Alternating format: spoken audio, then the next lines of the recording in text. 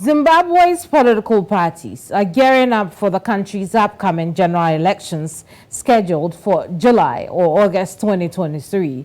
The two main parties are the ruling ZANU-PF party, and indeed the ZANU-PF party will be coming up against three main opposition parties, MDC, the Triple C, and the Labour Economists and African Democrats Party. Now, the 2018 presidential election saw President Emerson Mnangagwa secure a win with 50.8% of the votes, while the CCC's Nelson Chamisa won for the MDC at the time with 44.3% of the vote.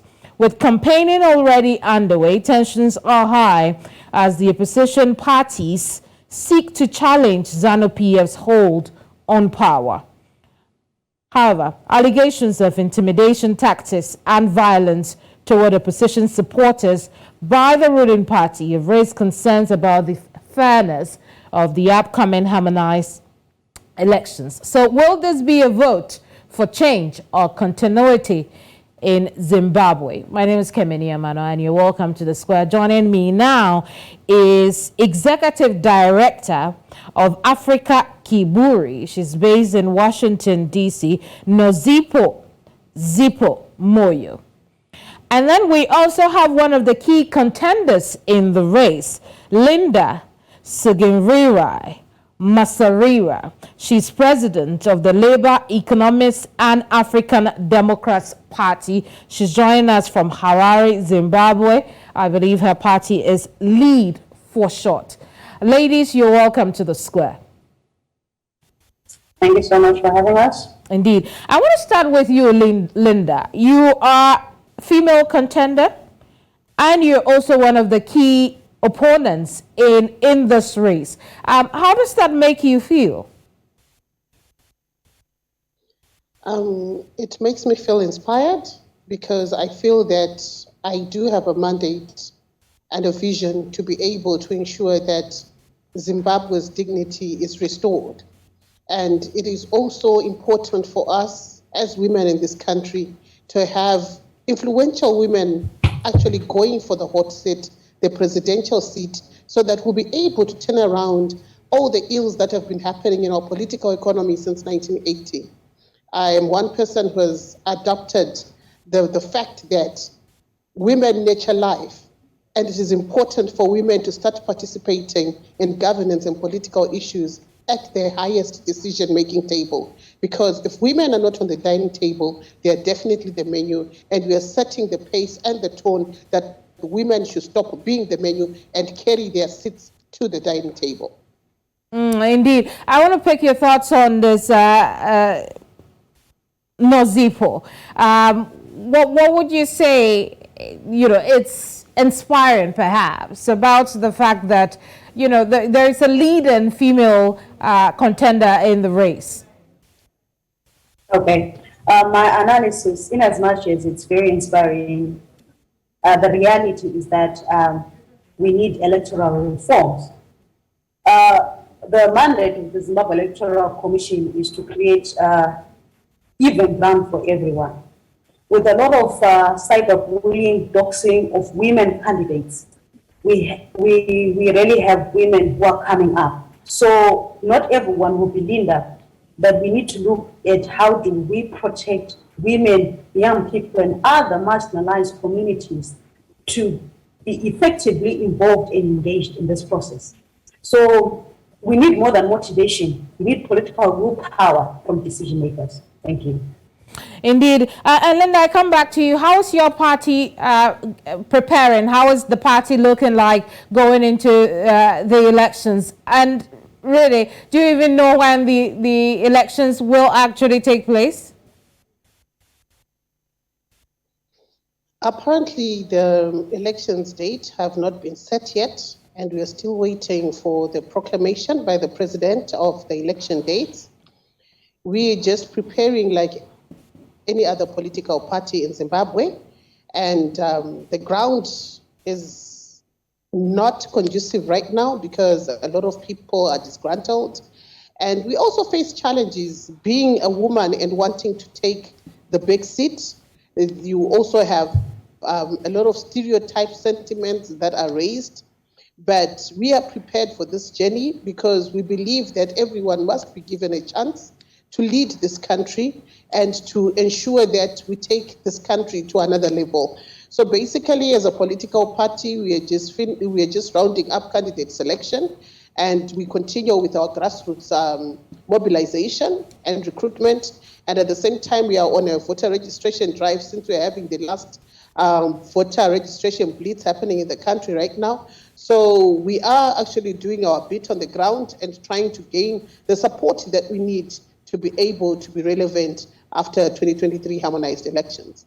Well, Nazipo, do you feel that the lack of a specific date for the elections, only a few months away, should be a source of worry? No. For me, that's not a worry because we know that it's end of July or August. The definite date will be confirmed soon. For me, my worry is electoral reforms to make sure this is a fair and credible election, taking into cognizance how we have transitioned as a party.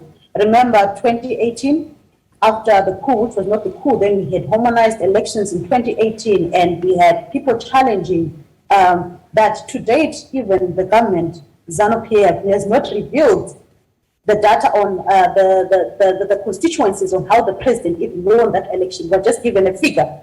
So going forward, we need electoral reforms that will make it fair and credible. Because even if they have to put the date for tomorrow or for next year, are we guaranteed of a fair, free, and credible election? That is where the worry is for everyone. Thank you.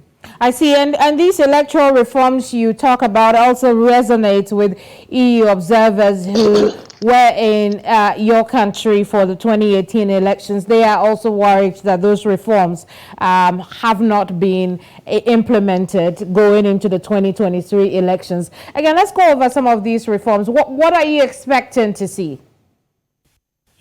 For me, as a woman, the first reform I'm looking at, how do you distribute power? This, first and foremost for me, this one winner takes all does not work. We need to have a governance which is contributed by the players in as much as that might seem impossible because we have this one winner takes all policy.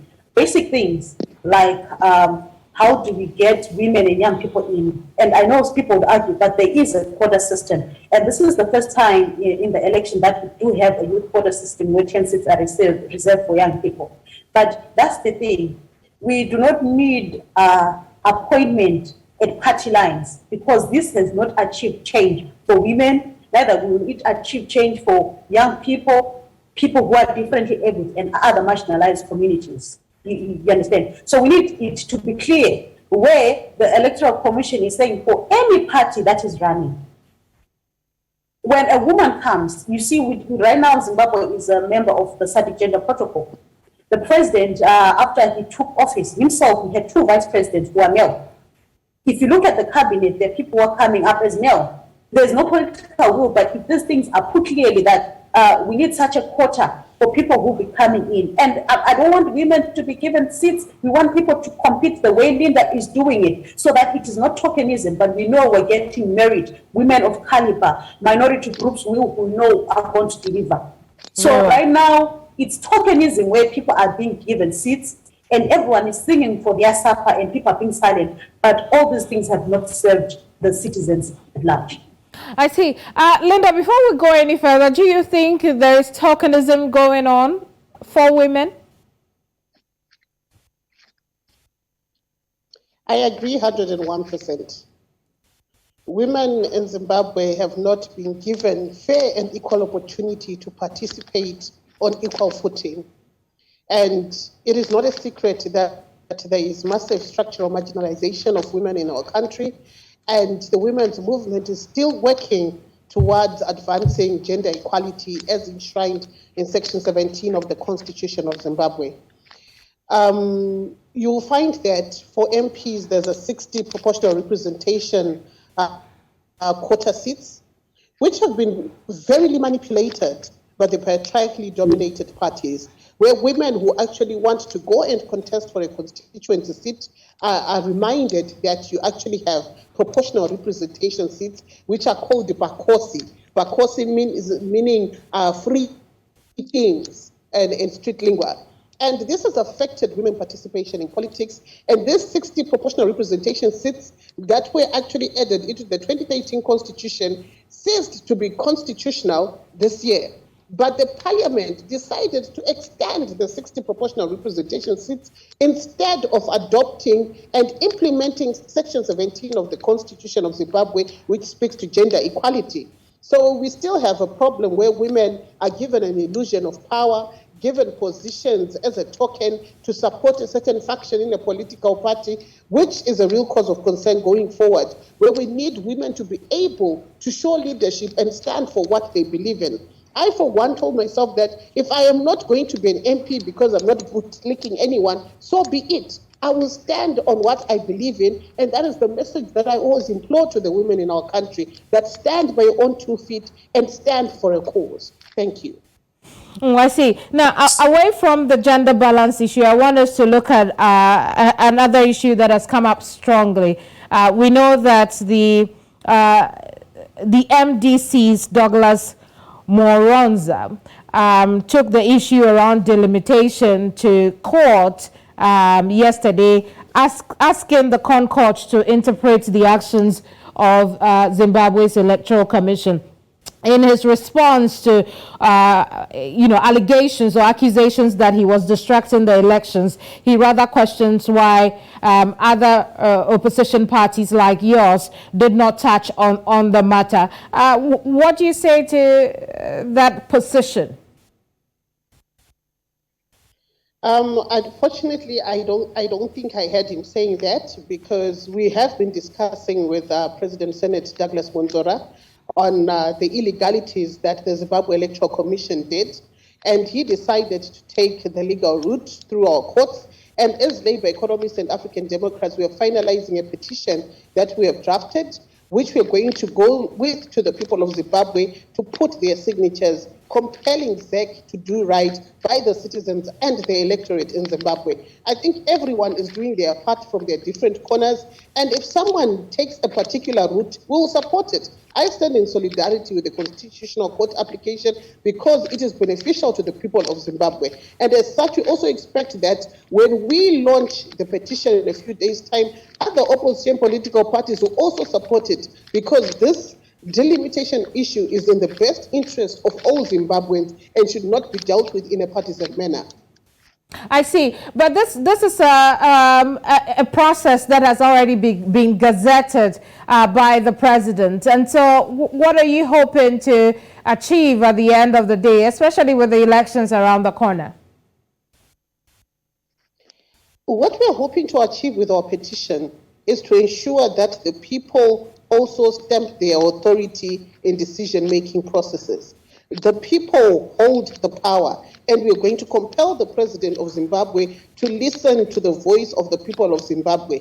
He is on record himself saying that the voice of the people is the voice of God. So in this instance, we are going to use the voice of the people of Zimbabwe in a petition to compel the courts and the president of Zimbabwe to ensure that the delimitation report is withdrawn and redone by Zimbabwe Electoral Commission. I see. Nazipo, I'll just come to you quickly. Let's talk about the issue at the forefront for Zimbabweans as they are going through this biometric registration, readying themselves up for the harmonized elections. What are those issues? First and foremost, coming from Bupane and bred in Bulawayo, we have an issue in the Matabeleland region where in 1982 to 1987 we had a genocide which has been avoided by the government. I know people will say, why do you always raise the Kukuraundi ahead? But when it comes to issues of documentation, we still have issues of people in Matabeleland not being properly represented because they have no documentation. And in as much as there is that will now to say let's register people to vote, there is barely power, and officially there's been a memo that has been sent by ZEC highlighting that they're having challenges of power and machines, and therefore, in as much as they've scheduled dates to go to particular places, it's not like they're meeting the targets. So because of issues of power, because of issues of malfunctioning of the systems, people are not being registered as we would think. So for me, those are basic things that have really affected the registration so that people are able to vote, to place their vote. I see, and if I'm correct, today is the anniversary of the massacre which you talk about? No. It's 18 December on Unity Day, when Zandla and Zaku decided to bury the state-funded genocide, which has been rubbished by politicians as a tribal war. I see. Very well. Now, what bread and butter issues be a problem this election, especially with Zimbabwe's power crisis at the moment? How do you see that playing a role in the decision people take whether to change the ZANU-PF, which has been in power since 1980, or perhaps to go for a new party, maybe like Linda's? Okay, so from what we learned in 2017, we were too hungry for change as citizens, and we ended up drinking from a poisonous cup as citizens facilitated and rubber-stamped the coup. And the elections came about, we have His Excellency ED as the president, but things have worsened. Unfortunately, opposition, even if they transition from MDCT to what we call CC now, because the founding father is still Morgan Tsvangirai, you'd notice with the last election where Chamisa beating were endorsing candidates at grassroots level. I'll speak for Bulawayo, where people were being endorsed to run as candidates. And citizens vote for political parties. They don't vote for candidates. We have never had the worst run and corrupt council, which is opposition-led. Where am I going? It's a hard place for citizens, because whether we're going to go and vote for ruling party or for the main opposition party, it's still a loss for us. And the issue for us as citizens, and what we learned from 2017, we do not need to change faces. We need to change the system. The same system that has facilitated ED to take the country into a mess as well going into economic wars is the same system that will facilitate Chamisa to do the same. So for me, I am really looking at building strong institutions, not building strong political parties and individuals. Thank you. I see. We'll come to the how-to in a bit, but I have Linda react since Linda's party is also in the race. Linda, whether or not there will be change or continuity will depend on what your party is presenting to the people. Sometime 2019, you mentioned that for there to be real change, there should be people, workers in office. Now, talk to us about what you're presenting to the Zimbabwean people in order for them to give lead the mandate. Zimbabwe's political economy is very complex, like what my sister Zaipo recently said. People in Zimbabwe vote for a popular political party. They hardly look at the meritocracy or a manifesto. That is the third reality of our political economy. You will find that the best candidates hardly make it into political office because people are so consumed with a certain popular political party.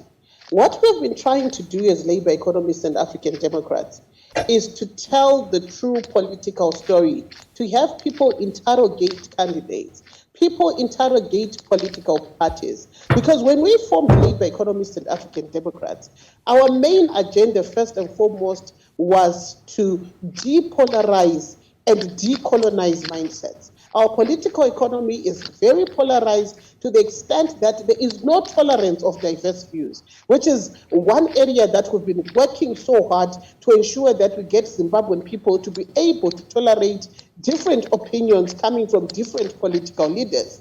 Secondly, why we're focusing on decolonization of mindsets was the reality that we've got a political system that was created surrounding a big man syndrome. And this big man syndrome has affected the way we do politics in our country. For us, it is work in progress, and we are going to continue speaking truth to power, as unpopular as it is, until people understand.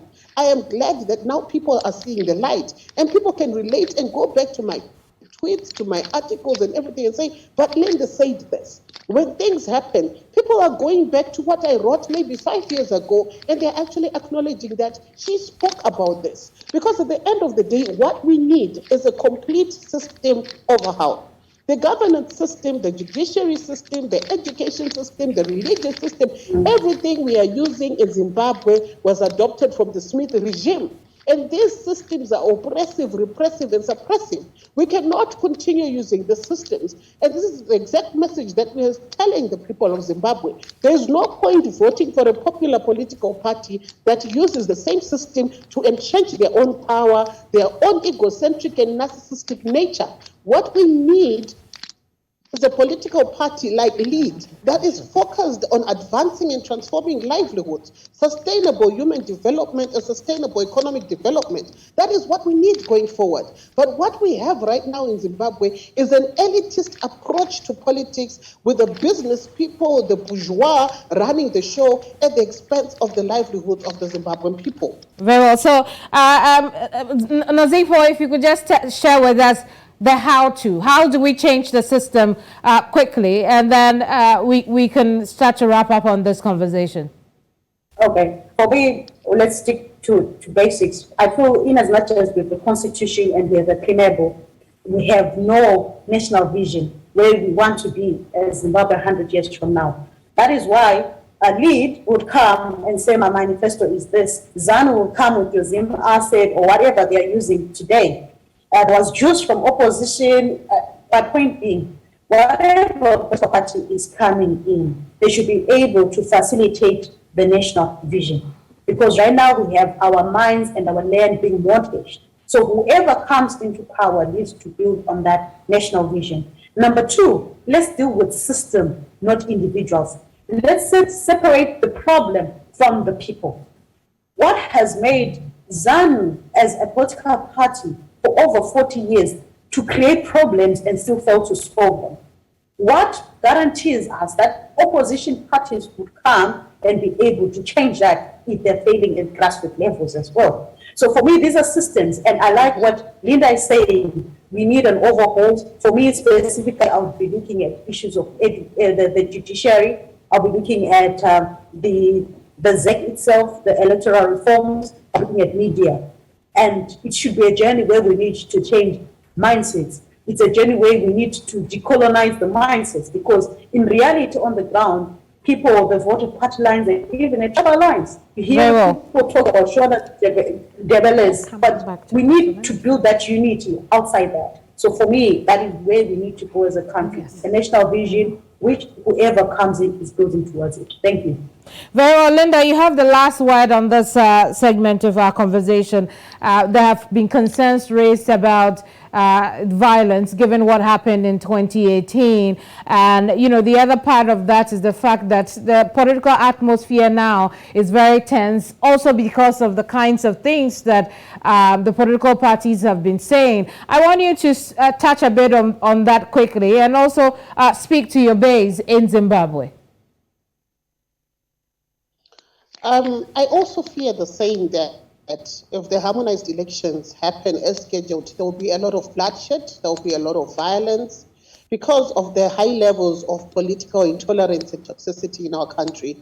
Sadly, the mainstream opposition political parties in this country always send across messages of violence, and that is a real cause of concern, especially at a time where we are trying to build a peaceful Zimbabwe, trying to get Zimbabweans to heal from the violence that has occurred time and again since 1980. So I actually implore all presidential candidates, leaders of political parties, to start taking the lead in preaching about peace and advancing the peace mandate as we go to the 2023 elections. Very well, ladies, I am very grateful for your time. Thank you so much for joining us here on The Square. Thank you for having us.